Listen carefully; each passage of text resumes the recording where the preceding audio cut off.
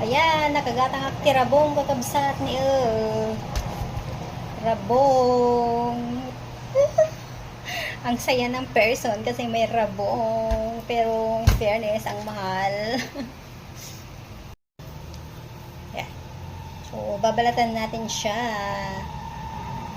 Babalatan natin. So, nabalatan ko na siya. Ito na yung rabong ni